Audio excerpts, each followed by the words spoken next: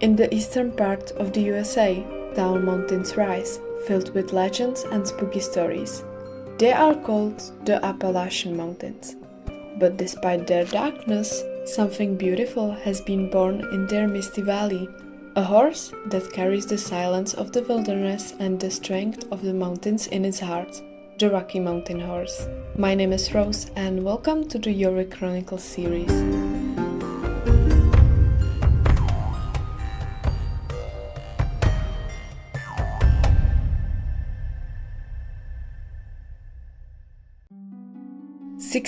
July 16, 2025, the day when many of us joined the game to bring a new horse to our stable, who came to this fairy tale island for the first time. Many players immediately fell in love with this beautiful farm horse and there's no arguing why. The Rocky Mountain Horse has visited JORVIK under the name JORVIK Mountain Horse due to trademark restrictions in a total of 7 colors, and today we'll take a look at the history of this beautiful breed. So buckle up, grab something good to drink or eat and let's get started. The Rocky Mountain Horse originated in eastern Kentucky in the late 1800s. We know little or nothing about the years of its origin because all those who personally experienced the creation of this breed are now deceased.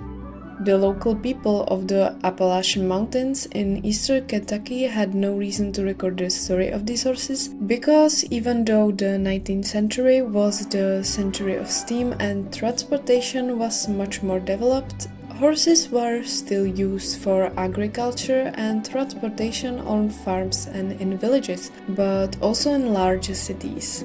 But the local people of eastern Kentucky did not yet know that their faithful helpers would become an official breed.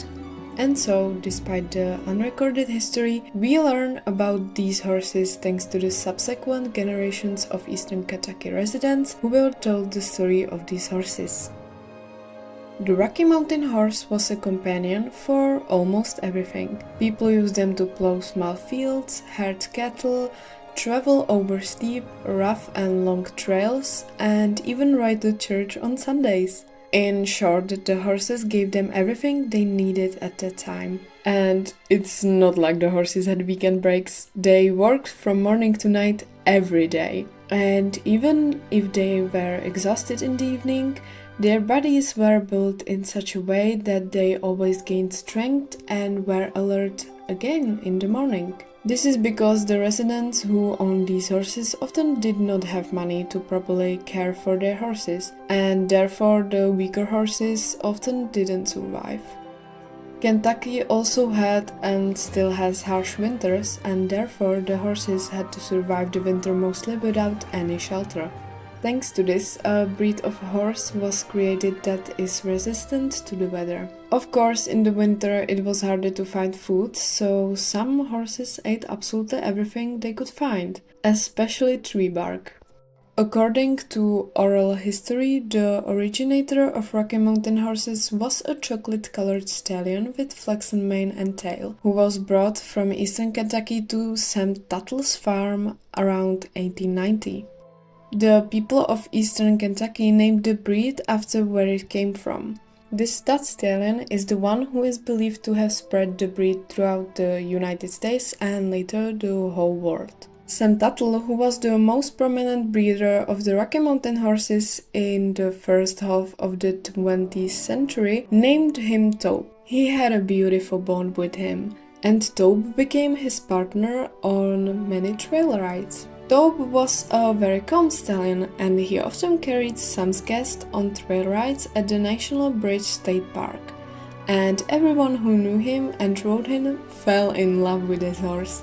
Therefore, people came to Sam's farm with their mares, and the breed developed further. Tobe was used as a stud stallion until he was 34 years old and died at the incredible age of 37. He was the creator of several horses, and most of today's Rocky Mountain horses carry his bloodline. The Rocky Mountain Horse Association was formed by founder Rhea Swan in 1986 to preserve and promote the breed. Rhea was very interested in the breed and was even raised in a family of a horseman. Around 1980, she owned several Rocky Mountain horses, and after a lot of researching, she founded the association for the breed. The association is still active till today and has about 25,000 registered Rocky Mountain horses. And that's the story of the Rocky Mountain horses, who made their way from eastern Kentucky to Jorvik over the course of 150 years. Be sure to let me know which breed I should talk about in the next episode of the Jorvik Chronicles. Have a great day and see you in the next video. Bye!